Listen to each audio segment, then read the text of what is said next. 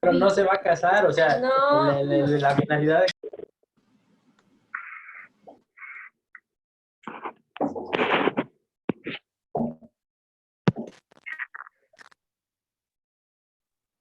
Buenas tardes.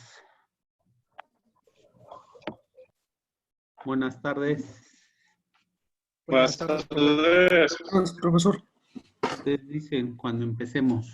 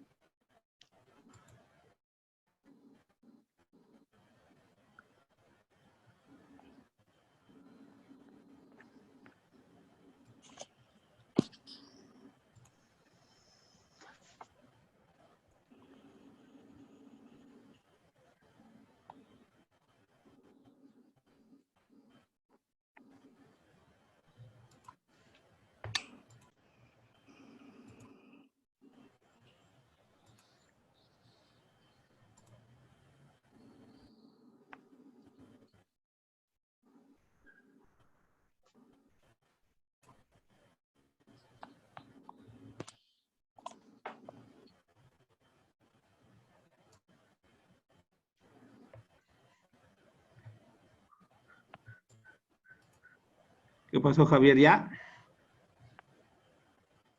Javier.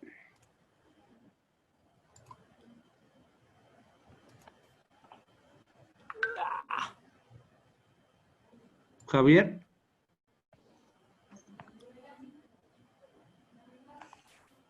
Javier. ¿No me oyen?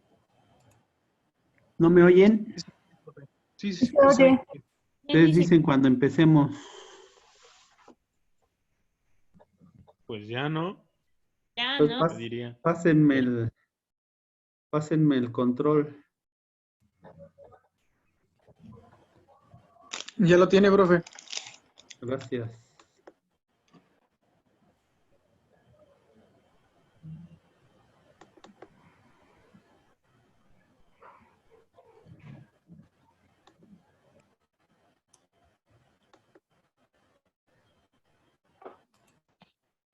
Pues vamos a ver enfermedades del clavel.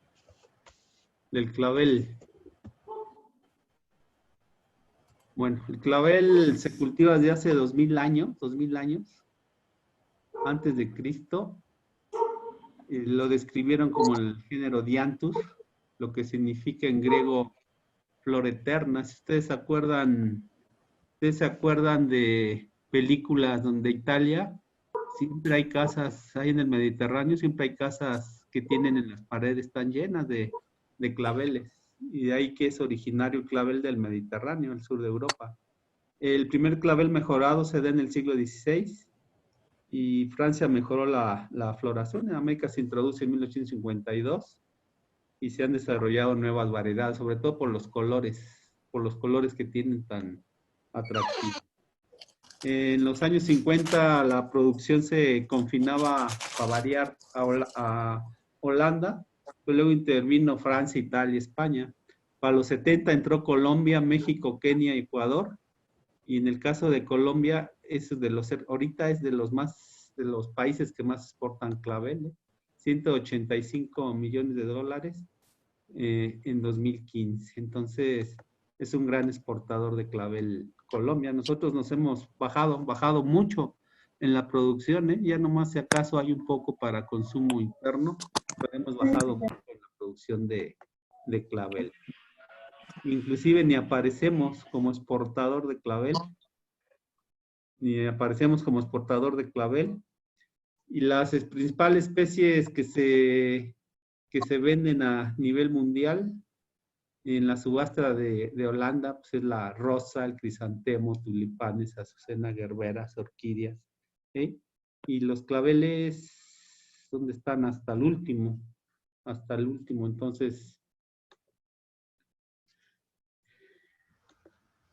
Entonces,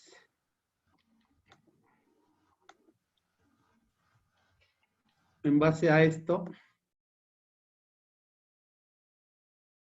se ha hecho un gran mercado de países importadores de flores en el mundo, que yo pienso que este año muchos quebraron, ya saben por qué.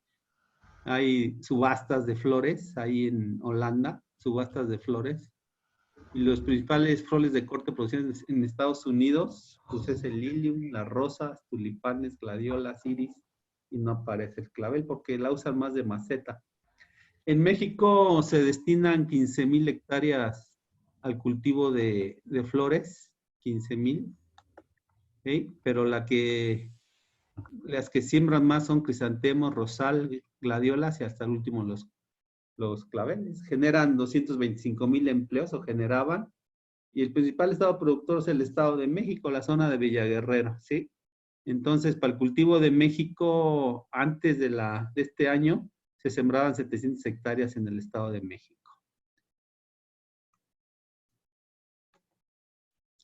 ¿Por qué se plantan claveles? Como flor cortada ocupa un lugar muy destacado en todo el mundo por sus excelentes características, por los colores tan sui generis que tiene. Y en flor, en maceta, pues es una de las más codiciadas porque sí florean bastante. Para que haya una enfermedad, ya vimos eso, tiene que estar la pirámide de la enfermedad, factores ambientales, hospedero y patógeno. ¿Quién gobierna todo esto? El hombre, ya lo vimos. Vamos a ver pudriciones del clavel, igual las separamos por enfermedades de la raíz, enfermedades foliares, post cosecha y enfermedades nutricionales. Entonces, para variar, una de las más importantes es el complejo de hongos que ya hemos visto. Está Rhizoctonia, está Fusarium y está Pythium, ¿sí? Vamos a ver Rhizoctonia. Entonces, este hongo vive en el suelo, ya se los he dicho, como saprófito y facultativo, formando micelio y esclerosis. ¿Se acuerdan que Rhizoctonia no tiene conidios? Se va a diseminar en el agua de riego por herramientas de trabajo y material vegetal. Para que haya daño se necesitan suelos entre 15 a 18 grados y suelo a capacidad de campo. Para casi todas las enfermedades del suelo, la humedad es a capacidad de campo. Las enfermedades de clavel...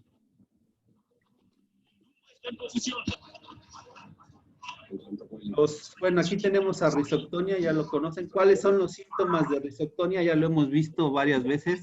Es esta pudrición a nivel de raíz principal y sube al cuello de color café rojiza. Este es el principal daño de Rhizoctonia. Nunca sistémico. El follaje se va a poner amarillo, se pone con falta de agua, posteriormente se cambia a necrosis y muere todo el follaje, debido a esta pudrición que acaba con la parte cortical de la raíz y raíces secundarias. Estos no absorben ni agua ni nutrientes la planta. Lo podemos ver en manchones, así como está aquí, en manchones, porque se observa este manchón y aquí está libre, porque aquí seguramente llegó la planta enferma y con el agua de riego se diseminó. Entonces, es más común en plantaciones a pleno sol que en plantaciones bajo techo, bajo invernadero. O túneles, no necesariamente invernaderos, sino túneles. ¿Cómo se va a controlar? Hay que ver el MIP, que es manejo integrado de plagas. Un suelo estéril, ya dijimos con qué, metán sodio, vapor de agua. Plantas madres sanas. Regular el riego, que el riego sea ligero siempre. No tener, esto es lo que ayer como comentábamos o antier, no tener en el suelo materia orgánica en descomposición. Ya debe ir la materia orgánica intemperizada. o meter rastreo y barbecho y dejar que se pudra la materia orgánica. Y el control químico. Bueno, aquí tenemos una aplicación de metansodio en un invernadero de Villaguerrero. La fuimos a asesorar. Entonces se metió el metansodio, se metió el agua de riego y pusimos plástico. Ojo, las ventanas y espacios que se puedan abrir se abren para que haya ventilación. Bueno, esa es Rhizoctonia. Su amiga o la que siempre está pegada a él, Fusarium oxysporum, forma especial de anti. Entonces ya llevamos varias con Fusarium oxysporum. El hongo va a sobrevivir en el suelo en forma de, ya saben, macroconidios, microconidios y clamidosporas. También puede vivir en el agua, ojo. Puede tener un suelo estéril, pero el agua nos puede llevar hongos también, simplemente por el rodado en canales de tierra. Bueno, es inoculado, ya sea el suelo que esté infestado o que lleve el agua, es inoculado a través de material vegetal también, suelo, agua de riego, aire. La temperatura que favorece es 27 grados, más alta que Rhizoctonia, pero entre 15 y 25 grados se presentan las dos. Se han hecho estudios en Colombia donde se ha encontrado el hongo, fíjense bien, el hongo, Fusarium. ¿Qué partes de Fusarium? Micelio, macroconidios, microconidios y clamidosporas a 1,5 metros. Por eso les digo que cualquier enfermedad del suelo es casi imposible de controlar. A 1,5 metros. ¿Qué producto llega a 1,5 metros? Ninguno. Ninguno. ¿Sí? Entonces, por eso les digo que las enfermedades son difíciles de controlar. Después de quitamos el plástico, hicimos las camas de que les platiqué, pero vean, abierto lo de arriba para que haya ventilación. ¿Cuál es la sintomatología de Fusarium? Fusarium va a tener la característica de que seca de esta forma las plantas. Las va a secar totalmente. Igual el manchón es un patógeno del suelo. Ya les dije que Fusarium tiñe el xilema de color rojo. Aquí no se ve bien la foto, pero esto es de color rojo. Ahí el hongo llega al xilema y mata totalmente a la planta. O sea, ¿cómo diferenciar Fusarium y Rhizoctonia? Ya se los platiqué. Fusarium es sistémico y Rhizoctonia es local. Aquí tenemos macroconidios, microconidios y clamidosporas del hongo. Manejo. Igual, suelo estéril o lo que les he comentado, esterilizar e inocular con algún agente de control biológico. No se compliquen la vida. Ya venden agentes de control biológico en las agroquímicas. Tricoderma, como Tricodex, Bacillus, el Serenade de Bayer es muy bueno. Con esos dos tienen. Sembrar una planta sana, que venga de planta madre sana. No revolver mucho el suelo y no aplicar materia orgánica que se encuentre cruda, ojo, ya lo hemos repetido. Manejo del pH del suelo. El pH del suelo, a lo que favorecen los hongos, desgraciadamente, es al mismo pH que las plantas absorben los alimentos, entre 6 y 7, es el pH que favorece a la enfermedad. Riegos por goteo, evitar que se acumule agua en el suelo, destrucción de plantas enfermas, pero sacándola desde raíz y sacarla del invernadero para quebrarla. Control químico, ya lo saben, para Fusarium es el Sportac, es el Tecto 60 o el Benlate. Para Rhizoctonia no se los dije, pero ustedes ya lo saben. Para Rhizoctonia va a ser el PC para cloronitrobenceno o Terrazán, es muy buen producto. Los dos los pueden aplicar en drench, pero ojo, no va a llegar más allá de 10 centímetros, ¿eh? Entonces, por eso les digo que es problemático el control de enfermedades del suelo. Bueno, aquí está un trabajo que hicimos, que llevamos allá en Villaguerrero. Vean, casi toda la planta sana con las medidas que comentamos anteriormente. Hay otra especie de Fusarium, que es Fusarium roseum, forma especial cereali. O sea, para acabarla de fregar, tenemos dos especies diferentes de Fusarium en clavel. Es lo mismo, el patógeno es un habitante natural del suelo en materia orgánica en descomposición, sobrevive en forma de macroconidios y clamidosporas, y sí entra por heridas. Afecta en 3 estadios de la planta: plantas madres, puntos de cosecha y plantas viejas, ¿sí? La temperatura que requiere pues, está igual, entre 22 y 32 grados, y altibajos en la humedad del suelo. Entonces favorece una temperatura de 20 grados en el suelo. Sintomatología muy parecida a la que vimos de Fusarium. Para sacar la especie tenemos que hacer un aislamiento y vean, estos son los conidios para esta especie y los anteriores son los que vimos. Entonces, para poder sacar a nivel de especie, tenemos que hacer un aislamiento en PDA, en papa destroza agar, y hacer la identificación. Los dos hongos, inclusive Rhizoctonia, pueden estar juntos en la misma planta. Bueno, aquí vean los manchones que deja Fusarium, los manchones, a pesar de tener cubierta. Vean un cultivo bien llevado, como lo hemos dicho, y no hay manchones, a diferencia de este que sí hay manchones.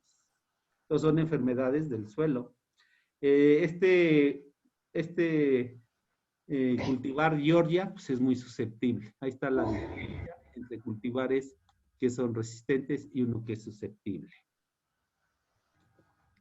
Bueno, ¿cómo controlarlo? Plantas sanas, esterilizar el suelo más inoculación de agentes de control biológico. Pueden incorporar gabazo de café o cualquier tipo de gabazo, pero que esté intemperizado. Manipular muy poco los esquejes para enraizar, así como la desinfección de herramientas para cortar. Ya dijimos, manipulación y herramientas nos van a transmitir enfermedades. Riego por goteo para evitar salpicaduras del agua o que se acumule agua. Saneamiento de plantas enfermas y el control químico. Los mismos que dimos para el otro Fusarium. Bueno, esas son enfermedades de la raíz. Con esas tiene el clavel para entretenerse. Ahora vamos a ver manchas del follaje. Manchas del follaje. La primera de ellas es la mancha foliar anillada por Heterosporium equinulatum. Es un hongo que va a atacar el follaje. El hongo puede sobrevivir el hongo en materia orgánica muerta y en agua. Ojo, aquí hacen mucho énfasis en el agua.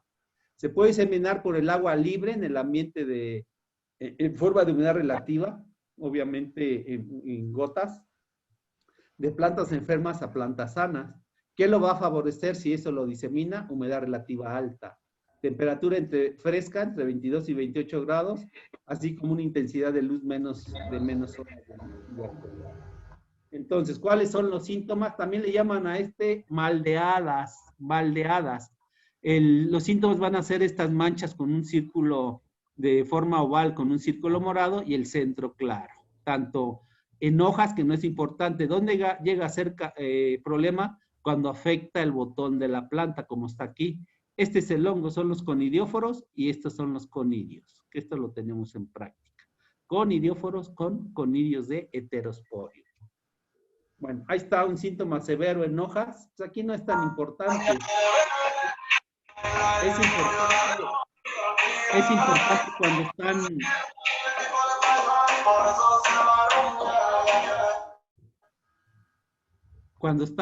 cuando llega al botón la infección. Ahí está el daño que les platiqué, es daño por Heterosporium. Muy fácil de reconocer en campo. ¿Cómo controlarlo? Tratando de evitar mucha humedad en los pasillos. ¿Cómo? Abriendo las ventanas. Evitar salpique de agua de lluvia y no hacer riegos por aspersión. Densidad de plantación y variedades susceptibles en las orillas, o sea, bajar la densidad de población. Remoción de tejidos infectados y control químico. Se controla fácilmente con daconil o con el mancozeb o cualquier ditiocarbamato. Problema también importante, la roya del clavel, Uromyces caryophyllus, roya del clavel. Hemos visto casi pura puxinia, en este caso es el género Uromyces caryophyllus, ahorita les digo la diferencia. Este patógeno va a dañar todo el follaje, hojas, tallos y cálices de flores, donde haya verde, donde haya tejido verde, lo va a infectar. Si es una roya, ¿cuál van a ser los síntomas? Pústulas circulares o alargadas, errumpentes que rompen la epidermis, polvosas por la formación de teleosporas de color café rojizo, en verano uredias y negro las teleosporas en invierno y otoño. La severidad de la enfermedad depende de las condiciones climáticas. Obviamente, si es una roya o chahuizle, le favorece humedad relativa muy alta, ¿sí? El daño de esta enfermedad puede bajar la productividad hasta en un 50% y afectar al producto en el mercado, darle un mal aspecto. Esta es la pústula. Aquí está, es un parásito obligado, acuérdense, las royas. Aquí está la pústula de color café, errumpente porque rompe la epidermis y se va a presentar en cualquier parte del follaje. Es una pústula errumpente polvosa. típica de rollas, por eso les llaman rollas. Aquí está un acercamiento, pústula, una pústula errumpente polvosa. Vean, no hay clorosis, porque no hay clorosis, acuérdense que son parásitos obligados las rollas. ¿Cuál es el control? Planta sana, tener planta sana, riego por goteo, bajar la densidad de plantación para bajar la humedad relativa, destrucción de plantas enfermas y el control químico. ¿Cuáles son los productos buenos para rollas? Los triazoles. Pueden ustedes poner el til, el folicur, el Vicor, ¿sí? El propiconazol, y si quieren mezclarlo, lo pueden mezclar con un cobre para que no haya resistencia. Entonces, es el control de la roya. Profe, tengo una pregunta. Adelante. ¿El propiconazol en qué dosis? Todo en 2 a 3 gramos por litro de agua, asperjado al follaje. ¿No afecta nada el crecimiento? Sí, sí afecta el crecimiento, pero tienes que aplicarlo, el propiconazol, después de que empieza la floración. Entonces, Sí afecta el crecimiento del propiconazol. Sí lo va a afectar. Entonces, después de floración, el propiconazol. Gracias. Luego tenemos mildiu velloso, acuérdense, mildiu, es por peronospora diantícola. Obviamente, si es un mildiu, requiere de mucha humedad para causar daño. Es un hongo, ya los mildius, como la roya, son parásitos obligados. Sobrevive en el suelo por esporas y se disemina por agua libre, viento, trabajadores y material vegetal infectado. Lo que hemos manejado, requiere una película de agua para germinar e infectar en pocas horas, 4 a 10 de la mañana. Lo que le favorece es la humedad relativa alta, del 85%, y temperatura entre 18 y 27 grados. O sea, condiciones frescas. ¿Cuáles son los síntomas? Las hojas se van a poner amarillas, totalmente amarillas, como aquí lo ven, de forma parcial. Bueno, esta necrosis es porque ya entran saprófitos. Pero este hongo, este es el síntoma más importante, la primer foto o la primera imagen. ¿Por qué? Porque es un parásito obligado y nomás hay clorosis. Pero después la lesión ya se necrosa por la presencia de saprófitos. Entonces, esto es por el haz, ustedes voltean por el embés y van a ver esta esporulación de color blanco. Ya dijimos, todos los mildios esporulan por el embés, ¿sí? Entonces, esa es la sintomatología del mildio.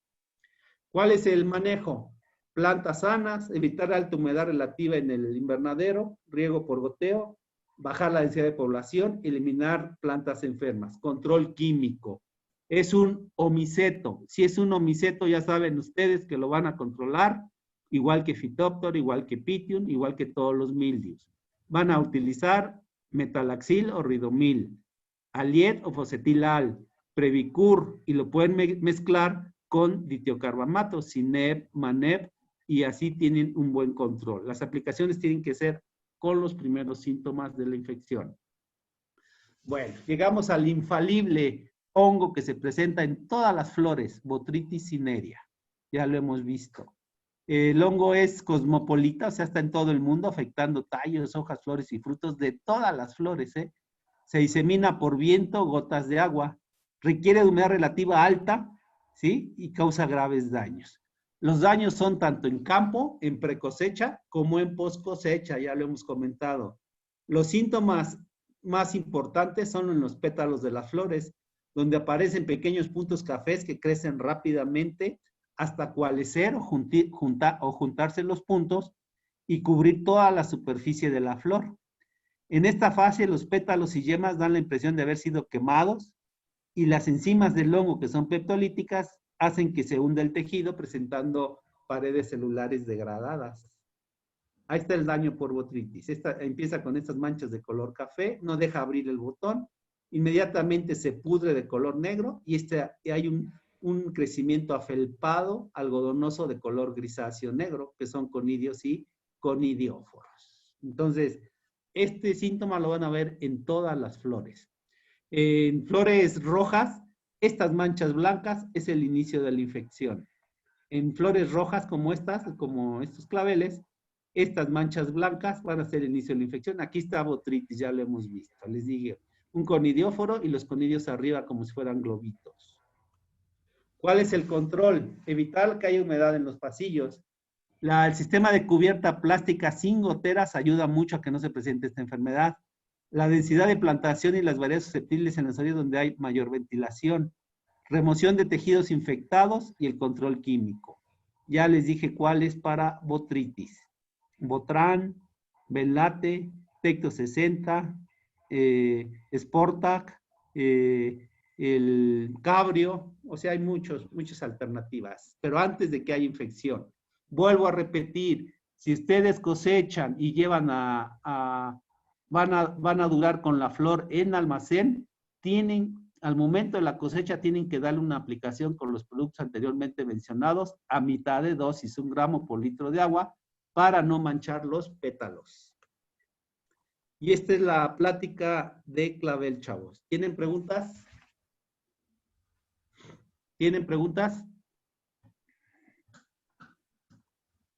¿Hay preguntas de esta plática de clavel? No. ¿No tienen? ¿No tienen preguntas para clavel? Yo, profe, Adelante. por ejemplo, cuando se hacen los esquejes de clavel, que para reproducirlos, Sí. eso es cuando los plantan, para que enraicen, Sí. ¿qué le podemos aplicar como preventivo para evitarnos los hongos? Junto con el enraizador para que enraicen, como no tiene problemas de omicetos, sino únicamente Fusarium y Rhizoctonia, es junto con el enraizador meterle benlate. ¿Y aplica lo mismo para crisantemo? Pero crisantemo sí lo ataca Phytophthora, acuérdense que les dije, ahí tienen que meter benlate más metalaxil más ridomil. Ok, gracias. ¿Preguntas?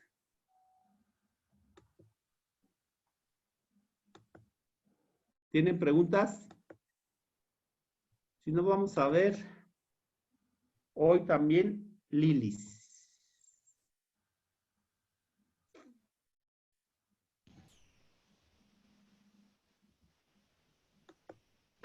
Lilis. ¿Me das para...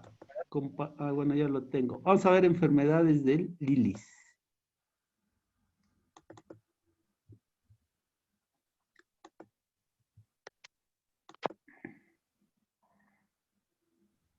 Enfermedades de lilis, cultivo de lilis, Lilium spp. Es una flor que está adquiriendo mucha importancia porque dura mucho en maceta, dura mucho en florero, en casas, y es fácilmente de cosechar. Entonces, las lilis empiezan a ser importantes en México, aunque ya son importantes, porque se adapta a los climas templados y subtropicales. Tiene un fino porte y belleza y prolongada vida de florero, usada en diversos arreglos florales. Los principales mercados, pues, para variar, la Comunidad Económica Europea, Japón y Estados Unidos. Pero aquí no sacamos ni una, muchachos. De México no sacamos ni una rama con flor. Los productores más importantes, para variar, Holanda, Colombia ha subido mucho, Israel, Italia, España, Tailandia y Francia. En México, para variar, Villaguerrero, Santiago, Tetla, Tlaxcala y Fortín de las Flores, Veracruz. Es donde producen muchas lilis. Hay enfermedades cuarentenadas que vienen en la norma FITO 95007, por lo cual se establecen requisitos para la importación de material vegetativo. No existen muchos reportes de patógenos en este cultivo, pero por ejemplo, cuarentenados, esta especie de Rhizoctonia tuliparum. ¿En qué nos las van a meter? Ya se imaginan ustedes. Nos las van a meter ¿sí me están oyendo? ¿Sí me oyen? Sí. Sí, profe. Sí, profe, se escucha. Sí, fuerte, claro. La siguiente es Pitium y son las más importantes cuarentenadas, pero supuestamente esas no están en México. No van a estar en México. Bueno, empezamos con una bacteria. Acuérdense que el lilis se reproduce por medio de bulbos, ¿sí? Entonces, hay una bacteria, Erwinia carotobora, que pudre. pudre mucho estos bulbos y ataca mucho al lilis. El síntoma que vamos a ver va a ser primeramente en hojas, estas manchas negras, donde se dobla totalmente, se va a doblar la hoja hacia el centro. Esta bacteria llega al bulbo y nos va a causar esta resequedad o marchitez, por lo tanto llega a ser importante. ¿Cómo sabemos que es bacteria? Ya saben ustedes, van en la mañana y ven el exudado de la bacteriosis. Bueno, entonces estos son los síntomas de Erwinia carotovora. Y además son pudriciones blandas las bacterias, y si las huelen son apestosas, ¿sí? Entonces así lo pueden separar. Se encuentra localizada en cualquier zona donde siembren bulbos o tubérculos.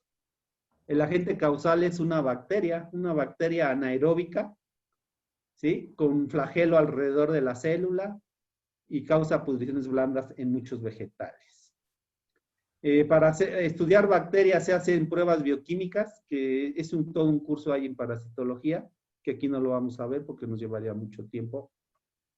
¿Y cuáles son los síntomas? Los síntomas son los que anteriormente mencionamos, del doblez de la hoja, sí, hacia adentro, de color negro, llega al bulbo, lo pudre en forma aguada y marchita la planta. ¿Qué favorece la presencia de esta bacteria? Obviamente lo va a favorecer usar plagas del suelo. Las plagas del suelo, elateridos, gallinas ciegas o gusanos de alambre, que son sus principales diseminadores entre bulbos. En la parte de arriba, ¿quién lo va a llevar? Insectos o arañas, o el agua de lluvia o el viento. ¿Por qué les pongo aquí varios cultivos y hortalizas? Porque ataca varios cultivos y hortalizas. Todas las que formen tubérculos, rizomas o bulbos las van a atacar esta bacteria. Bueno, ¿cómo se controlan las bacterias? 1. Evitar el daño mecánico en las plantas y de sus órganos de almacenamiento. Ya saben cuáles son. Regar solamente la superficie de la tierra al inicio para remover el follaje, para que del follaje no caiga hacia el suelo. Usar guantes de plástico para tratar plantas afectadas. Esterilizar la herramienta contaminada con alcohol o hipoclorito de sodio o el formaldehído, o ya saben ustedes que el cloralex. Y aplicar el agrimicin 500, que es la streptomicina, 200 partes por millón por 4 a 7 días. Así es el control de la bacteria. Luego tenemos un virus necrótico del lilis, ¿sí? Este virus fue encontrado en Estados Unidos y se encuentra muy parecido, está muy ligado al mosaico del pepino. Entonces, ¿cuál es su partícula? Es una partícula de varilla flexible. Infecta plantas en desarrollo, deforma las flores y además, cuando hay una planta virosa, es más susceptible a otros patógenos, principalmente fungosos. Este virus se encuentra distribuido en todo el mundo, no está cuarentenado, y como les dije, es una partícula viral de varilla flexible, ¿sí? Esta es la partícula viral. ¿Cuáles son los síntomas? Los síntomas de la enfermedad van a ser manchas cloróticas alargadas, como aquí las tenemos, y avanza por las nervaduras progresivamente. Después se va a necrosar 3 días después de la inoculación. ¿Por qué se necrosa? Porque ya no va a haber fotosintatos en la planta y entran saprófitos que matan el tejido. Entonces, ¿cuál es el síntoma más importante? Este rayado clorótico a lo largo de la nervadura central. En las flores nos causa el famoso variegado, ¿sí? Primeramente, las hojas se enrollan, en las flores deformadas de tamaño pequeño y se abren difícilmente. Entonces, las hojas se enrollan formando el rayado clorótico y las flores causa el variegado, como estamos viendo aquí, colores bonitos, pero que es una planta enferma, y las flores deformadas de tamaño pequeño no abren, quedan en botón. ¿Cuál es su forma de transmisión? Forma mecánica, ya saben. Es de planta a planta el hombre. El hombre puede llevarla a cabo por implementos agrícolas. El vector es Mysus persicae, es un pulgón muy común en México. Y se va a transmitir también por uniones de hojas y por inoculación de savia, ¿sí? Entonces, es un hongo que fácilmente, un virus que fácilmente se transmite. Control. Tratamientos semanales con aceites minerales. Les platiqué del aceite ligero. La citrulina es el único aceite que pueden ustedes asperjar en plantas porque no es fitotóxico. Citrulina es un aceite ligero. ¿Qué va a hacer la citrulina? Hacer una capa entre la hoja y el pulgón. Cuando mete el estilete el pulgón, lo limpia y ya no inocula el virus. Y pueden utilizar insecticidas para los pulgones como el Tastar y el Actara. Aquí están Actara malatión, que ya ni se usa, y el Tastar es la bifetrina para control del pulgón. Y ya. Luego tenemos ahí nemátodos que atacan flores. Aquí estoy aprovechando ya para darles virus, bacterias, nemátodos. Para mí los nemátodos no son importantes, chavos. Ya nomás les dije que me lo iogine en tomate. Ataca las raíces de todas las plantas. Las plantas afectadas muestran un crecimiento deficiente y dan poco rendimiento y finalmente mueren. Este es un gusano, un nemátodo, obviamente un gusano filiforme. ¿Con qué se va a alimentar? Con este estilete en forma de aguja. Lo mete y absorbe los alimentos. ¿Qué síntoma nos va a causar? Primeramente, plantas chaparras con clorosis, similar a una deficiencia mineral o falta de agua. Manchones de plantas enfermas. Las lesiones en la raíz al principio aparecen en forma de manchas diminutas e inmediatamente cambian a un color café y es puerta de entrada para la bacteria, para hongos y pudren la raíz. Entonces, bajan las raíces adventicias y muere totalmente la planta. El ciclo, ya se los he platicado, el ciclo de un nemátodo. Tiene 5 estadios. El primer estado es huevo. El primer estado larval es adentro del huevo. Entonces, eso hay que tenerlo de cuenta si ustedes aplican nematicidas, porque en huevo y el primer estado larval no los va a dañar los nematicidas. ¿Por qué? Porque no son ovicidas. El segundo estado larval ya causa daño, tercero, cuarto y quinto, y el adulto se copulan macho y hembra, sacan huevos y otra vez viene el ciclo, ¿sí? En el suelo, en las raíces. Bueno, control para el nemátodo. Evitar la introducción y propagación de plantas sospechosas o enfermas. Eliminar plantas hospederas. Ataca a Pratylencus penetrans, ataca todas las hortalizas y flores en México. Uso de fumigantes, nomás, ya saben, metansodio. Y nematicidas, Nemacur, Mocap, Oxidate, hay como 4 o 5 nematicidas. Que ojo, todos actúan sobre la cutícula, sobre la quitina. Por eso les digo, es importante ver en qué estadio se va a aplicar el nematicida, porque en huevo y en estado larval 1 no hay control. ¿Por qué no hay control? Porque no hay nematicidas ovicidas. Bueno, vamos con enfermedades fungosas. El moho gris, para variar, botritis. Aquí está botritis, conidióforo con conillos en forma de globo. Este hongo fue descubierto lo describieron en 1880 en Inglaterra por Grove y atacaba Lilium candidum. Vean, es botritis, es otra especie, no es cineria, es botritis elíptica. Es una de las enfermedades más comunes y de amplia distribución en flores frutales, ¿sí? Hasta en tomate ya lo habíamos visto, por lo tanto es muy importante. El agente causal, pues ya aquí lo describimos, véanlo bien, conidióforos en forma de arbolitos y en la parte apical se forman conidios globosos dando la apariencia de globitos, que cuando venden globos. Entonces, ese es el agente causal. ¿Sí? Bueno, síntomas. Aquí tenemos bien perfecto los síntomas de botritis en flores. Ya los vimos en varias, pero vean, primeramente manchas de color café en los pétalos. Cuando hay flores rosas o rojas, las manchas son de color blanco y medias húmedas. Entonces, ahí tenemos en flor blanca y en flor rosa o roja. También ataca las hojas, va a atacar las hojas causando pudrición de las hojas, una pudrición café, inmediatamente se llena de micelio blanco. El hongo, si ataca los sépalos, no deja que abra la planta y esa es una infección que empieza en pétalos.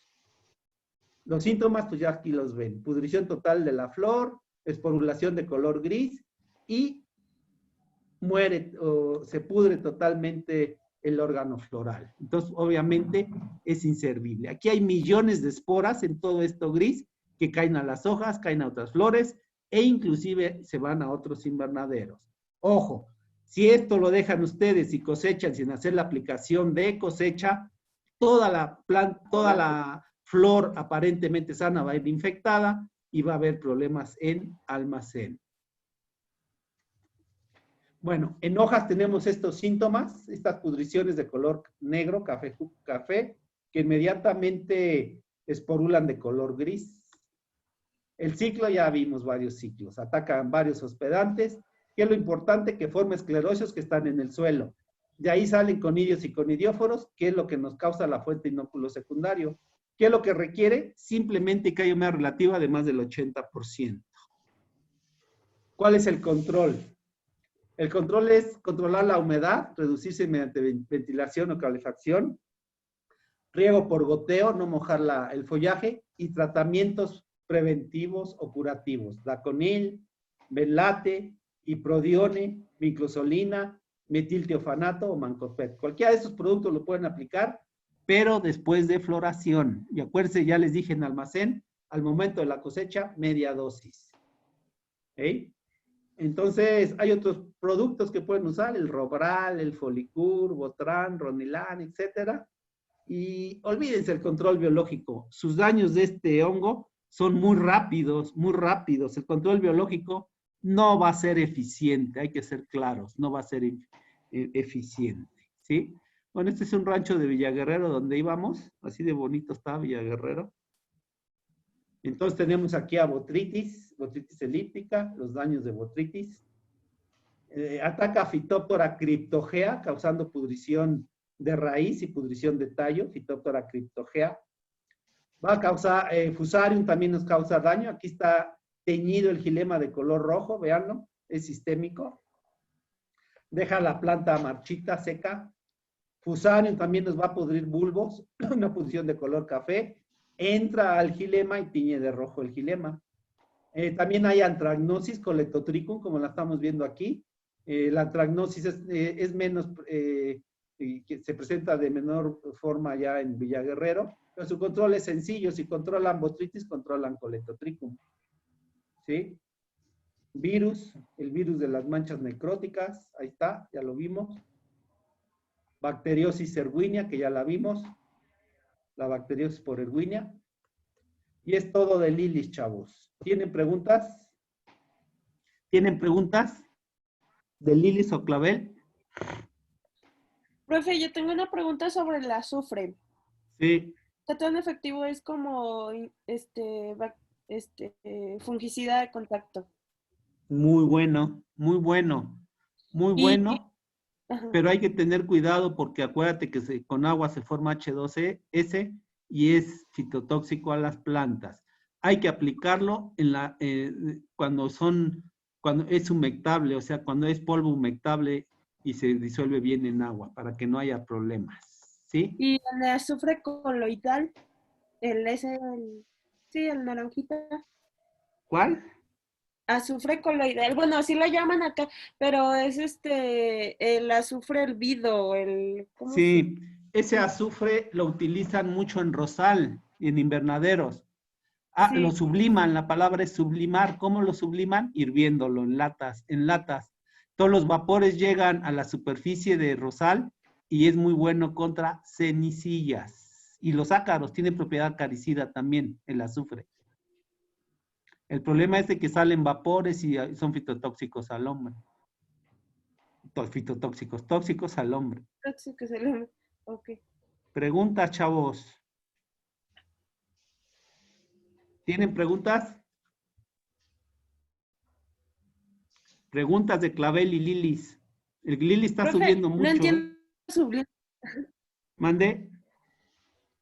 No te oí. Sí. No entiendo cómo dice que lo subliman.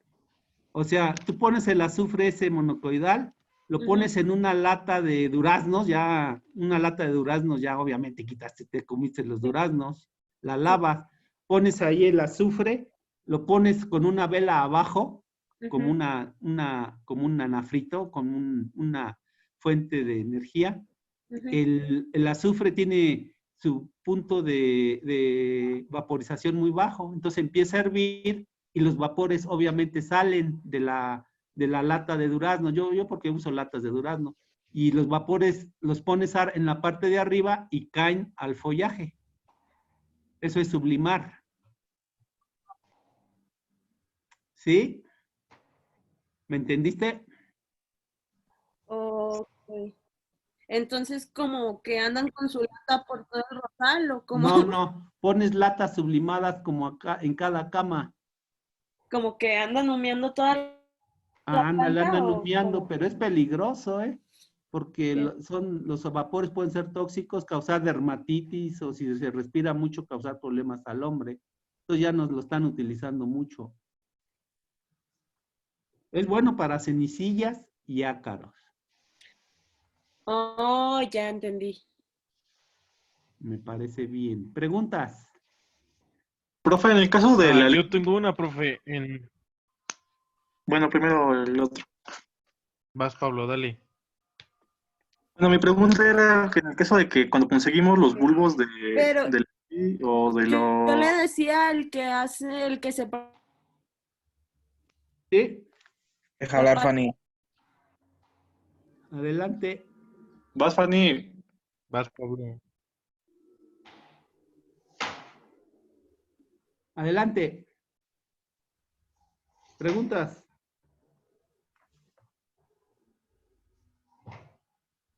¿Preguntas? Le preguntaba que en el caso de los bulbos, bueno, sí, el camotito, pues, Hey, cuando, bueno, principalmente se importan, ¿no? sí.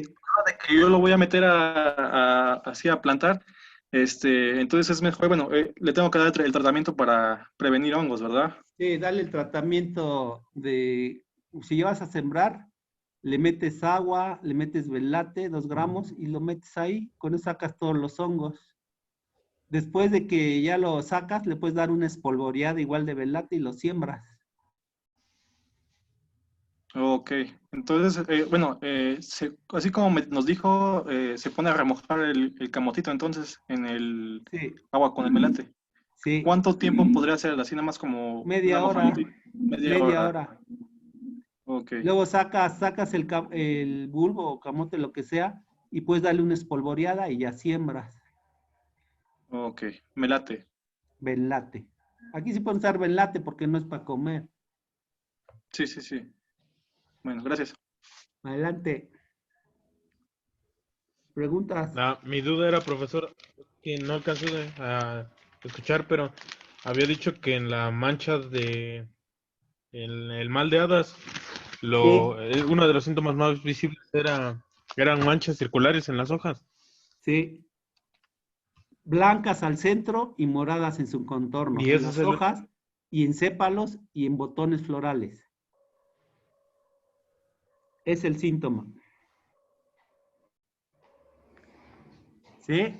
blancas al centro y moradas El alrededor. contorno, sí. Y se presentan en una hoja, puede haber 8 o 10 manchas, en los botones florales no las deja abrir, etcétera. Sí, llega a ser importante, sobre todo en claveles que están a la intemperie. Ok, gracias. Pregunta. ¿Preguntas? ¿No hay preguntas? Entonces, mañana nos vemos. Hasta luego, profe. Yo pienso que sí acabamos para el lunes, chavos.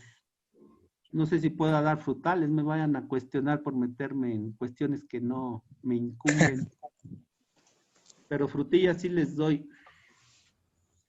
Bueno, si no hay preguntas, nos vemos mañana. Hasta luego. Gracias. Mañana. Hasta luego, profe. Sí.